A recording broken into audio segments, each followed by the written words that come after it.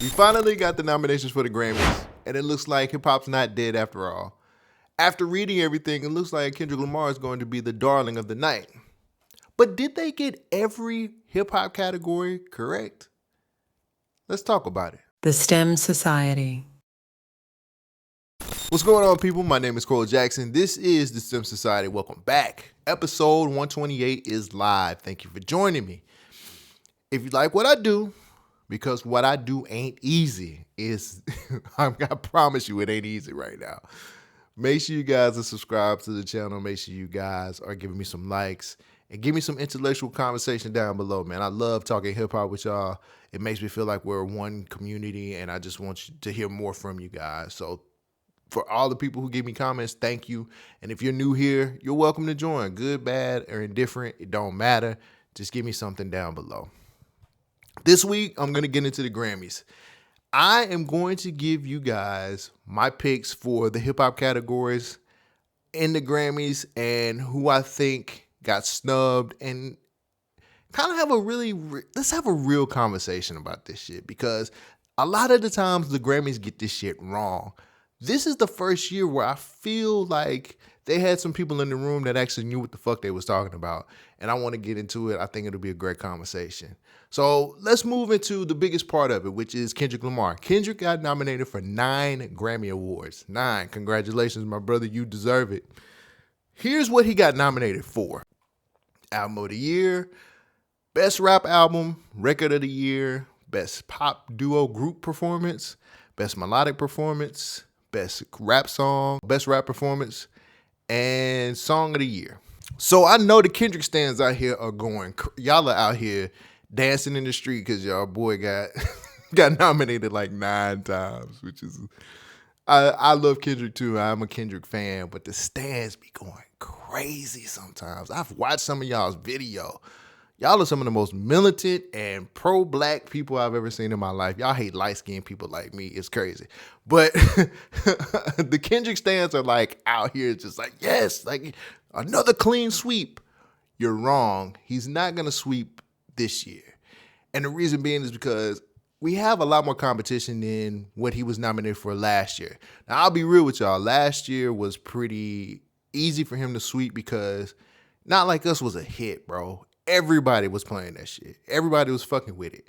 But this year, I feel like GNX aged very well, but I feel like there's better albums and better songs that they chose to go against what came off that album. So some of my picks might go against some of the Kendrick Lamar fans, and if I do go against you, sorry guys, I'm in London. Come find me over here. But he's not sweeping the Grammys. Let's go ahead and get that out of the way right now. He's not sweeping the Grammys. It's just too much competition out here for him.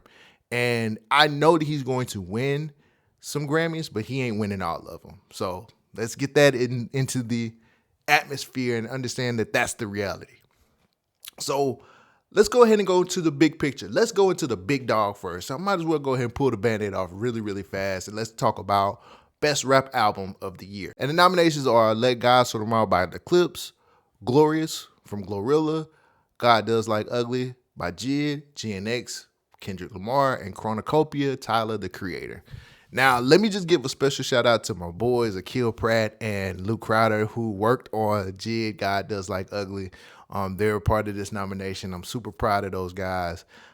You guys have worked really, really hard to get to where y'all at. And I just want to acknowledge y'all because I love y'all and y'all do great work. So let me get that out of the way first. I got to show love to my people. This category, to me, is not very hard. And I think the people who think the easiest choice is the best choice, is that right? The easiest choice is the best. I think a lot of y'all think this is an easy one. When I first looked at this category, I personally I didn't know who to pick. Because to me, it's 3 people out of it. It's 3 albums out of this. It's GNX, it's Chronocopia, and it's Let God Sort Them Out. So I had to go listen to those albums and kind of figure out which one sounded the best for me and which one makes sense to win Album of the Year. Clipse, Let God Sort Them Out. They're going to win it. That's who I'm picking for that. They were everywhere. The clips were everywhere.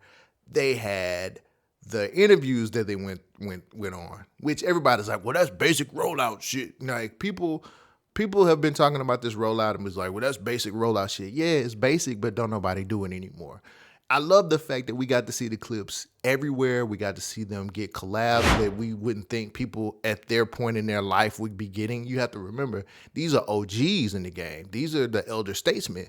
And they got a lot of collabs. They got a lot of attention. The merch was fire. The music is great. When I went back to listen to this album again, I'm like, this carried us. I think the other thing about it is too, with Malice being away for so long and him still being able to rap to this level, that says a lot. They crafted something that was beautiful, bro. Like, you have to remember, at its basic level, these niggas is still doing coke rap. They're doing coke rap that equates to what's going on in their real lives. So you can't take that away from them. This is a coke rap album that just got nominated for a Grammy. It's crazy. I also looked at it from the fact of like their performances. They performed at the Vatican. They sat up here and they were just, the Clipse are just all over the place. They played the game. Let's be real.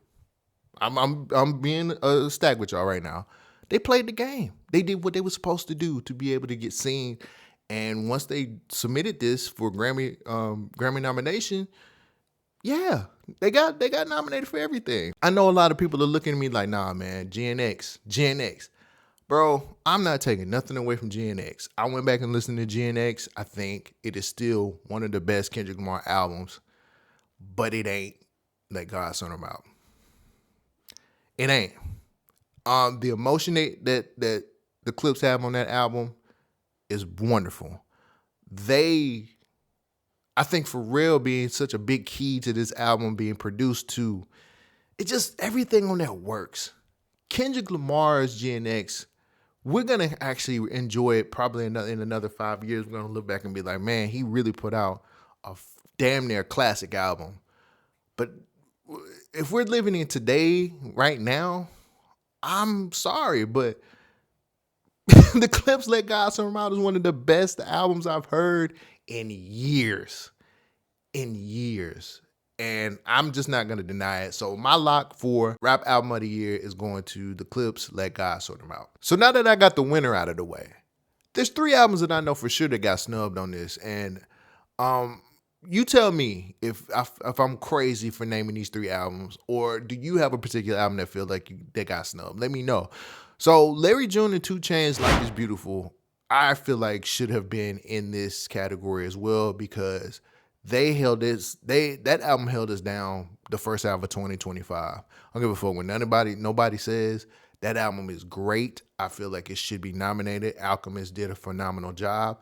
If I was to pick, if they had hip hop producer of the year, I'm going to pick Alchemist over Pharrell. Alchemist has had a great year. That album was very unexpected, but to me, it's so well done. And to think that Larry June and 2 Chainz put together something like that, I feel like they got holes, bro. They should have been nominated in this category. Another album that got holes, Alfredo 2, Freddie Gibbs and Alchemist. Freddie Gibbs is rapping at a high level, and I'm tired of this nigga not getting the respect he deserves. He got nominated for Alfredo Run last year. To me, Alfredo 2 is just as good. It's probably one level under the first Alfredo, but Alfredo 2 is fire. Great album, great production. Another MVP performance from Freddie Gibbs on the rapper side of things. Like, I'm sorry, but the people in that room should have made room for putting this Freddie Gibbs album on there. Alfredo 2 is phenomenal. And somebody who always seems to get snubbed, because I don't know if it's because he's too underground, or I don't know if it's because people don't really know about him that much. He's not super mainstream. But Saba and No ID from the Private Collection should have been nominated this year. I think Saba and No ID put together a great body of work. I think maybe because it came out so early, I don't know why they keep getting snubbed. Saba tends to drop his projects first quarter, usually January or February, and you really don't hear from them. They don't really play the game. But I feel like somebody in that room who was doing these nominations should have went back and listened to Saba and No ID from the Private Collection. I think that's one of the best hip hop albums that came out this year too, that nobody's talking about. But I think those 3 albums deserve a spot on this list. A lot of people feel like Glorilla should have been taken out and one of those albums put in. I'll be real with y'all. Glorilla on the playback, that Glorious album it's okay, but it ain't Grammy nomination worthy to me. I just don't feel like that the way that album is crafted should be with these other like that shit ain't GNX, bro. It ain't GNX. It ain't Let God Sort Them Out. It ain't even on the level of Chronocropia for me. Again, I think Glorilla's great. I just don't feel like she should have been nominated with the rest of these albums. So those are my snubs for Rap Album of the Year. If you have some snubs of your own, put them in the comments and let me know. Let's move on to Best Rap Performance, which I never understood this category, but it's important. And I'm picking it because it's got some heavy hitters on here. So the nominees for Best Rap Performance is Cardi B, Outside. I don't know how that happened. Clipse featuring Kendrick Lamar and Pharrell, Chains and Whips. Doechie's Anxiety, Kendrick Lamar's TV Off, and Tyler, the Creator, featuring Tizo Touchdown, Darling I. Have you ever just seen something so obvious that you just couldn't deny it? Anxiety is going to win this category, bro. Just to be able to fuel the the industry plant talk, which y'all niggas still doing, just to be able to fuel the she doesn't deserve it talk, just to be able to fuel all of the talk around Doechii. People hate that girl so much, it only makes sense that she wins this award. I just see it as an easy layup, bro. Like, no disrespect to everybody else on here, but I just feel like Doechii's gonna be the person who gets it. People love the video. That fucking song was everywhere. It got to a point where it was fucking, I was like, okay, shut the fuck up. I don't want to hear no more of this song. It got to a point where it was just like, all right, bruh, let it go. I love Doechii, yeah, and still. I think that she still has a great project. Go back and listen to Alligator Bites. It is still a wonderful listen. The Anxiety song just feels like just it's an easy win, bro. I'm pretty sure they want to be able to celebrate Black women, and you can't do that by giving it to Cardi B. I don't even know how Outside got nominated. Just gonna be honest. I don't know if the label paid and how much they paid to get her on here, but like that song's not good. And what is this, Best Rap Performance? Yeah, bruh. She was standing in front of a crate that said Spotify. You figure it out. You figure it out. Just saying. But it's easy to go ahead and go with Doechii on this one. It just feels like she's going to win just for the simple fact that she is a darling in the media. She's a darling in these award shows. Like, people love her. And it's fitting. You know what I'm saying? Like, she's not... I don't get why people hate her so much. I really don't. I feel like she deserves this award. Go ahead and give it to her. Anxiety is going to win this one. All right. The performance things out of the way. Let's get to the pen. Let's talk about some writing. Let's talk about some storytelling. Let's get into Best Rap Song. The nominations are Doechii, Anxiety, The Clipse featuring John Legend, Birds Don't Sing, Tyler, the Creator featuring Glorilla, Sexy Red, and Lil Wayne, Sticky, Glorilla, TGIF, Kendrick Lamar featuring Lefty Gunplay, TV Off. I have never been a fan of this category. And the reason being is because they pick some of the dumbest or more popular songs where this is supposed to be focused on songwriting. Nigga, it's easy as fuck to write TGIF. Just put it out there. It's easy to write that song. I'm sorry. It just bothers me that this is supposed to be about songwriting and this is some bullshit. But my pick to win this Grammy is The Clipse, Birds Don't Sing. It's a beautiful song, bro. It's a song about their parents passing away. I'm sorry, my man, but you just can't say TV Off is a better song than that. Nah. For the Kendrick stands out there, I get it. Y'all want him to win every award. But to be honest with you, The Birds Don't Sing with John Legend, I mean, it's you practically just need to hand him this award. TGIF is not one of those songs that's easy, that's hard to write. I can write that in my sleep. Sticky is just got a really great hook. It's one of the easiest picks out of all of them, man. As much as I would love to give it to TV Off because I love that song too, it just ain't on the level. So I'm going with my lock for best rap song is the Clipse Birds Don't Sing.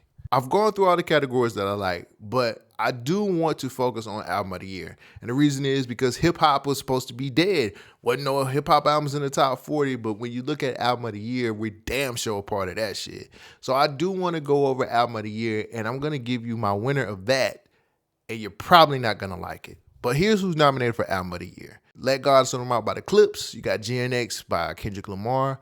Chronocopia from Tyler, the Creator. You got Mutt from Leon Thomas. Swag, Justin Bieber. Mayhem, Lady Gaga. Man's Best Friend, Sabrina Carpenter. And Bad Bunny's album that I cannot pronounce because I don't know no damn Spanish. So when I see this category, my conspiracy brain automatically turns on. This is where the revenge factor comes in at. This is the category where all of us are going to be mad. All of us. Everybody who loves hip hop and R&B and all of this shit are going to be pissed the fuck off because Justin Bieber's Swag is going to win this category. I'm picking it right now.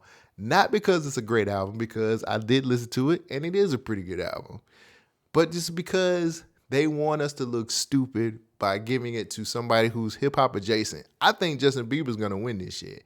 And that's no disrespect to Leon Thomas. I think Mutt is one of the greatest albums in the world. I'm still listening to that album. Not the deluxe. I'm listening to the original version of Mutt. Leon Thomas is a phenomenal artist, and he is kicking y'all ass right now. But it's nothing like a revenge story. Let's remember, the Clipse took this album, this Grammy-nominated album of Let God Sort 'Em Out, and left Def Jam. They left Def Jam to be able to put out the album in its complete version because of the Kendrick Lamar part on Whips and Chains. Now, I don't know about y'all, but the music industry is dirty. The music industry does these nasty tactics.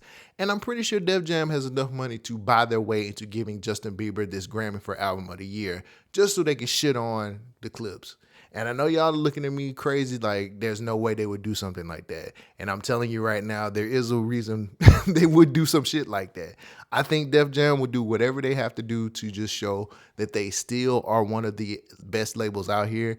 And I think that they will pay, and I know y'all are thinking I'm crazy, I think they will pay to make sure Justin Bieber wins Album of the Year just to make the Clipse look bad, just to shit on the Clipse night. Because as much as y'all want to say this is Kendrick Lamar's night, it is really more about the Clipse. I think the Clipse being nominated for Album of the Year says a lot about how far hip-hop has come. I think just having, three albums, three hip-hop albums nominated for Album of the Year is a very big accomplishment as well. I think hip-hop is showing that we're not dead, we're not over with, we are still alive and kicking. And for everybody who's just, no, we're not in the top 40 anymore, don't matter. We set the trends, we do everything that we're supposed to do when it comes to opening up the doors for people to be able to make music. Look at Justin Bieber. He went through R&B, but he, hanging out with Lil Twist means something too, right? But nah, all jokes aside, I really do feel like they're going to figure out a way to give Justin Bieber this Album of the Year Grammy. He fell on tough times, sold his catalog, all kinds of shit happened to him this year. And again, Def Jam probably is going to be petty with this whole thing and say, give it to Justin Bieber. Let's give it to him because we need a win. Let God Sort 'Em Out was supposed to be on Def Jam. They bought their way off that label, man, just to be able to put out a great body of work. And don't you think them label execs have a bad taste in their mouth after seeing this shit? Yes, Justin Bieber's gonna win this. I'm not crazy. My conspiracy brain is telling me they're gonna give it to Justin Bieber. He needs to get back on his feet anyway. All of those things just lead me to that point. So now we got the Grammy talk out of the way. Let's pivot into my second story, which is Drake and these fake streams. So there's an artist by the name of RBX who's suing Spotify in this class action lawsuit. He was a rapper from the 90s. He used to be a part of Death Row Records. But he is suing Spotify for fake streams, bots, and stream farms. He's trying to turn this into a big thing where other artists can get involved. But I was reading the story and I seen an interesting paragraph that came out. Here's the excerpt from that story about Drake. A new class action lawsuit against Spotify is taking the fight over streaming fraud in federal court, backed by data reporting to show that Drake, in particular, has benefited from billions of fake streams. The lawsuit accuses Spotify of turning a blind eye to exploitation of the payout model, which allocates royalties to artists based on their share of total stream volume. The alleged bot-driven streaming fraud causes massive financial harm to legitimate artists and other rights holders. The lawsuit claims while Drake's streaming data is cited as evidence of widespread streaming fraud, he is not accused of wrongdoing. Only Spotify is named as a defendant. So basically they're saying Drake's not being sued. He's more of just exhibit A for this whole fake streamers, fake bots thing. Got you. So my biggest question right now is all of Drake's success come from bots and fake streams? No, not at all. A lot of information started getting leaked. I think a lot of information started to just get spread out there. I think that UMG may have a piece, a part of this, and that's just my conspiracy brain. This is all allegedly, so I'm just going off the cuff right now. But I really do think that UMG might have had a little bit of a hand in just saying, well, you guys never looked into this. Man, I'm gonna sound like I'm glazing, but hear me out for a second. Drake is Drake. And I know when I say that, people are like, oh, hey, this nigga go standing again. No. Drake is Drake. He makes hits. He has made... We're acting like he hasn't made hits. We're acting like he hasn't had a whole era. We're acting like his albums weren't the shit. Like, you could go from his very first album all the way up to Nothing Was the Same, and that was an era. That was a moment. Even up to, I think probably up to Views, you could say that was a moment.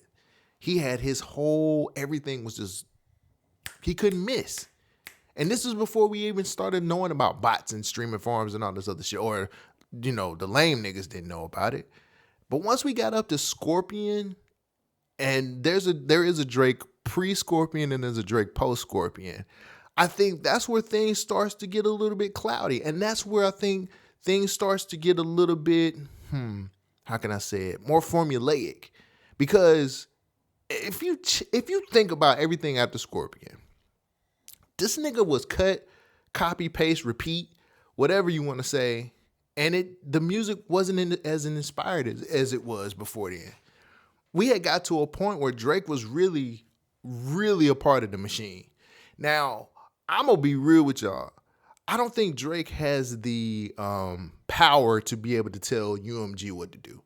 I think he felt like he did. And I think he felt like he could go in and put his dick on the table and tell them niggas what to do and what not to do. But he doesn't.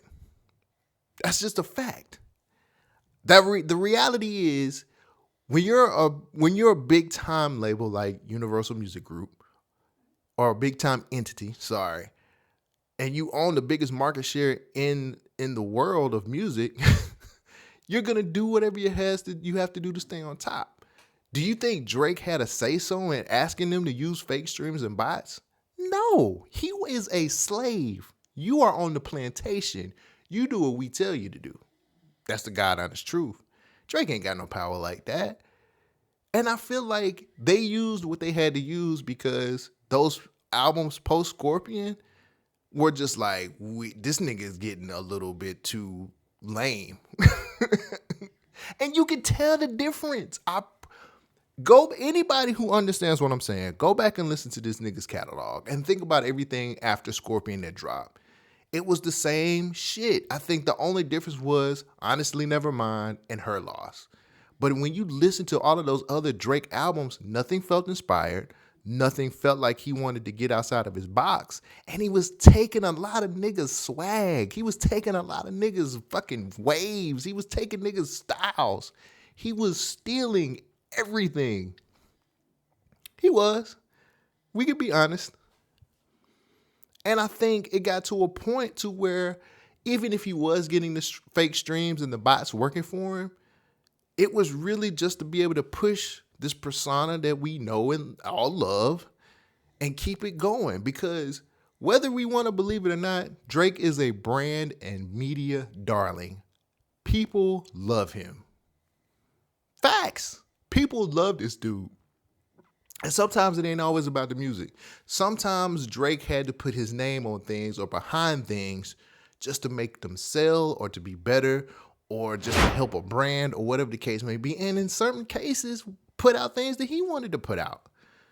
So, of course, we're going to sprinkle a little bit of that crack on there to make it sell. And that's what they did. So I don't know if that's going against my argument or my answer. I don't think he wanted it to be that way. I think UMG wanted to be that way because I think UMG really wanted to make sure that this guy looked untouchable. They do it to all of the greats. I promise you, if you go back in history, a lot of the greats that were in music had some form of help to be able to sell albums, unless your name is Michael or Prince. But outside of that, I'm pretty sure labels were doing a lot of different things to help a lot of these artists get the sales that they were looking for. Not to help the artist, but to help the label. The label is looking at their pockets. They ain't looking at nobody else's. Drake is still under a slave deal. No matter how you look at it, he is still a slave. And that's the bottom line. But I'm never going to say that Drake can't make a great album. I'm never going to say Drake can't make hits. I'm never going to sit up here and say that this nigga don't know how to make music, great music, because he does. I was there. I listened to it. Did it age well? Shit. That's for you to decide. When I go back and listen to old Drake albums, some of his music does age pretty good, but a big majority of it didn't age that well. And that's because a lot of us matured out of some of the bullshit that he was on back in them days. But I'm not going to sit up here and say this dude didn't make any slaps. And I'm not going to sit up here and say this nigga got all of his success from bots and from fake streams. I think sometimes when you're not in control of everything that you do, when it comes to being signed to a deal, you just get caught up in the mess. And I'm still going to go with UMG probably leaked some of that information and said, here, let's throw some dirt on this nigga's name. Not to be able to hurt their pockets, because Drake is going to sell regardless. I don't think there's a world where Drake comes out, especially with Iceman. Let's take Iceman, for example. Iceman's going to do over 200K no matter what. It's going to do over 200K. I'm willing to bet anybody on the other side of this screen that when Iceman drops, it'll do over 200K. Now, I don't think that's going to be to help with any kind of bots and fake streams either, because right now, him and UMG are not on the best terms. That's just a reality. His fan base is big enough for him not to fail. Like, we've seen the shows. You can fake streams. You can't fake concert sales. You just can't. You can't fake shows. You can't fake sellout shows. You can't fake arena tours and all of the shit that he's doing. You can't fake that. He has a fan base. People will ride or die for this nigga. We've seen some of the biggest podcasts suck his dick on camera. So we know how this shit goes. When people start questioning his success behind bots and fake streams and all this other shit, that lets me know that we're not talking on the same level when it comes to listening to music. That's just letting me know that you don't really know as much as you think you know when it comes to this music shit. I really think that this is something that got exposed because they wanted to throw some dirt on this man's name, and that's all it is to it. What do you think? Because maybe I'm crazy. Do you think Drake only got successful behind bots and fake streams, or do you think he really does know how to put together an album? Let me know in the comments down below. I don't have anything else for you guys today, man. I'm done. I'm spent. I got a lot of shit I need to get done. I really appreciate you guys joining me for another episode. Please make sure you guys subscribe to the channel. Continue to support the show. Continue to support this channel so I can keep going.